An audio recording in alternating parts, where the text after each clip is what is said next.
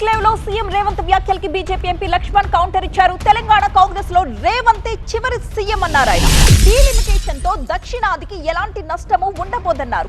వచ్చే ఎన్నికల్లో తెలంగాణలో బీజేపీ అధికారంలోకి వస్తుందని తెలిసే రేవంత్ నిరాశలో ఉన్నారన్నారు. ఈ సీట్ల నిష్పత్తి దాని కాంగ్రెస్ బాధ్యతలు కాదా? మరి ఆ వ్యత్యాసానికి మీరు దక్షిణాదికి అన్యాయం చేసినట్టు మీరు ఒప్పుకుంటున్నారా?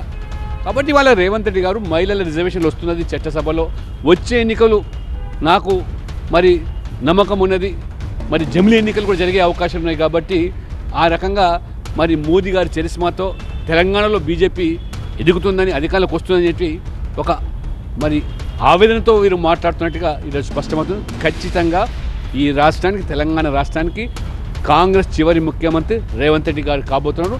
ఇది స్పష్టంగా ప్రజలు తెలుసుకోవాల్సిన అవసరం ఉంది. ఇది కాంగ్రెస్ పార్టీ కూడా తెలుసు. మీరు రాసి పెట్టుకోండి, ఇది రేవంత్ రెడ్డి గారు కాంగ్రెస్కు చివరి ముఖ్యమంత్రి తెలంగాణలో. భవిష్యత్తులో ఖచ్చితంగా భారతీయ జనతా పార్టీ అధికారంలోకి వస్తుంది. బీజేపీ మోదీ గారి యొక్క పాలనతో, చరిస్మాతో ప్రజలు మార్పు కోరుకుంటున్నారు. అది జరిగి తీరుతుంది.